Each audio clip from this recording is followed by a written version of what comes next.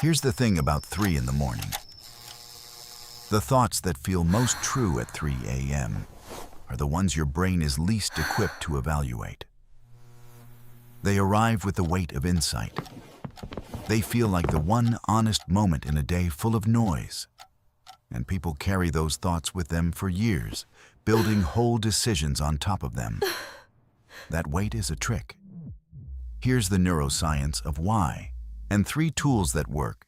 None of them just go to sleep. Start with the department that runs your mental life when the sun is up. The prefrontal cortex, front of the brain, behind the forehead. It does the unsexy work. It weighs evidence, considers context, notices when a thought is exaggerated, remembers that one bad email does not mean an entire career is collapsing. It's the supervisor. When it's online, every thought that rises up from the deeper parts of the brain gets checked at the door. Is this proportionate? Is this based on evidence or on feeling?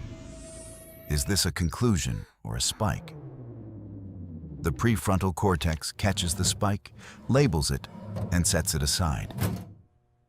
Most of the time, you don't even notice this happening. You just experience yourself as a reasonable person thinking reasonable thoughts. Now, what happens to that department at night? Matthew Walker at Berkeley, who wrote the book Why We Sleep, has spent decades mapping what goes offline during sleep and in the strange hybrid state of late-night wakefulness. The prefrontal cortex drops its activity significantly. It isn't fully off, but it isn't at full volume either. It's the supervisor who's been awake for 17 hours and is half dozing at their desk. Still technically on shift, not actually catching anything. And while the supervisor is dozing, another department is still wide awake. Ning Yu at Berkeley, same lab, ran a study in 2007 that has been cited thousands of times because the finding was so clean. Sleep-deprived subjects were shown emotional images while their brains were scanned. The amygdala, the threat detection and emotional intensity circuit, deep in the brain, showed roughly 60% more reactivity than in rested subjects. 60%, same picture, same brain, no supervisor on duty. The amygdala's signal goes through unfiltered, uncontested, at full volume. Let's be honest about what this means. The thought you have at 3 a.m. about your relationship, your career, your worst mistake, that thought isn't arriving at higher quality than your 9 a.m. thoughts. It's arriving at lower supervision. The amygdala is generating emotional intensity the way it always does. But the system that would normally ask, is this proportionate? Is this fair? Is this the whole picture? That system has gone quiet. What's left is the signal without the filter, intensity without context, spike without check. This is why the 3 a.m. thought feels uniquely true. Not because it is, because nothing in the room is contradicting it.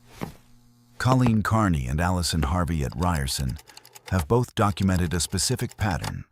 Repetitive negative thinking peaks in the late night and very early morning hours.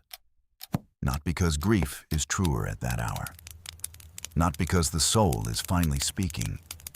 Because the mechanism that interrupts repetitive loops, the supervisor, is partially offline, and the loop runs unbroken. The same thought comes back, refines itself, sharpens, feels more true each pass. This is called rumination. It has a neurological shape, and the shape is always the same. An unsupervised amygdala in a quiet room. So here's the actual situation at 3 in the morning. You're not having a moment of clarity. You're having a moment of biology. A specific, well-documented, experimentally replicated moment of biology. A brain running on one engine, generating emotional intensity without the department that would normally keep it honest. But notice what this doesn't mean. The thoughts aren't random. The amygdala isn't making things up. It's pulling from real memories, real worries, real unfinished business from the day. The content is real.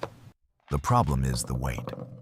The 3 a.m. brain takes a small, real worry and runs it through a system with no brakes.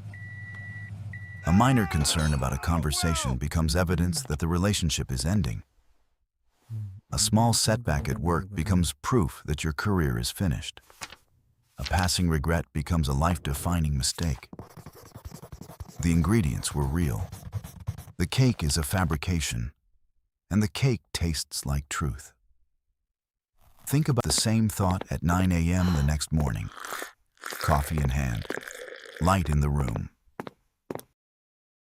Someone already awake next to you, or a message from a friend, or just the ordinary texture of a day. Run the exact same thought through that state.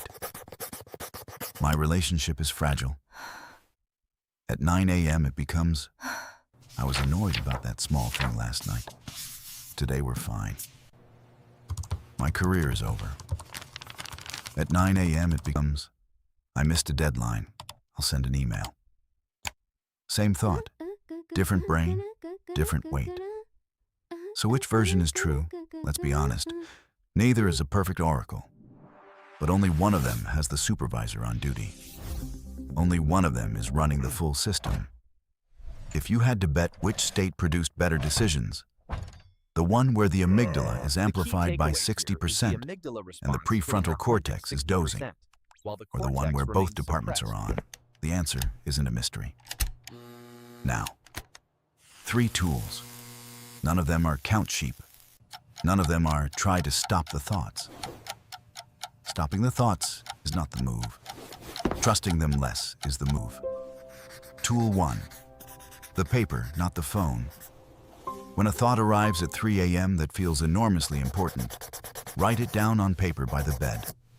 1 sentence. Don't analyze it. Don't refine it. Don't reach for the phone. Just capture the essence and put the pen down. The paper is doing one specific job. It's telling your brain, this thought has been recorded. You don't need to keep generating it to make sure it doesn't get lost. Nighttime rumination often runs on a loop, partly because the brain, without its supervisor, worries it will forget something important. Writing it down breaks that particular loop. Paper beats phone because the phone activates other systems, light, notifications, attention, that push you further from sleep. 1 sentence, 1 page, back down. Tool 2, the 9 a.m. contract. Before you read what you wrote, agree with yourself. Out loud if you're alone, silently if you're not. That this thought is on hold until tomorrow morning. 5 more minutes before Not dismissed, the day. not denied. On hold. Make an actual appointment with it. I will read this at 9 a.m. with coffee and decide then. The brain has a strong resistance to letting go of important thoughts. It will let go if it believes the thought is being handled. The appointment handles it. Most of the time, 9 a.m. arrives and the thought that felt world-ending no longer requires an appointment at all. That itself is the data. You were not being deep. You were being chemically altered. So fast. This is Tool amazing. 3. Yeah. Name the state, not the content. When the thought is really gripping, when you can feel the intensity climbing. Try this sentence internally. I am a person whose prefrontal cortex is partially offline, having a feeling that will feel different in 6 hours. It sounds clinical. That's the point. Labeling the state instead of the content interrupts the emotional escalation. You're not saying the feeling is wrong. You're saying the timing is unreliable. There's a difference. One shuts down your experience. The other puts a frame around it. What not to do. Don't try to solve the problem at 3 a.m. Don't send the message. Don't draft the resignation. Don't rehearse the confrontation. Whatever decision the 3 a.m. brain is certain it needs to make in this exact moment, that certainty is the symptom, not the signal. The more urgent a decision feels at 3 a.m., the more certain you can be that it should not be made at 3 a.m. Okay, that hurts, especially for people who pride themselves on their nighttime thinking. A lot of this audience believes their most honest thoughts happen late. There's a quiet romance around it. I do my best thinking at night. The truth comes out after midnight. Sit with this for a second, because it's going to land uncomfortably. What feels like honesty at 3 a.m. is often just the absence of counterweights. It's not that you're more honest. It's that nothing is pushing back. There was someone, late 30s, high-functioning, held things together in every room. Decided at 3:47 a.m. on a Tuesday that her 8-year relationship was wrong. Stared at the ceiling building the case. Every memory of a small tension became evidence. Every compromise became proof of incompatibility. By 4:30, she had a whole map of why this had been a mistake all along. By 5, she had the conversation drafted. By 9:30 the next morning, sitting across from her partner in a quiet kitchen, she could not quite remember why any of it had felt so clear. She thought she had come to her senses. What had actually happened was simpler. Her prefrontal cortex had clocked back in. That's not depth. That's a brain running one engine. And the thoughts it produces, however convincing they feel, aren't the real version of you. They're the partial version, the version with half the staff gone home for the night.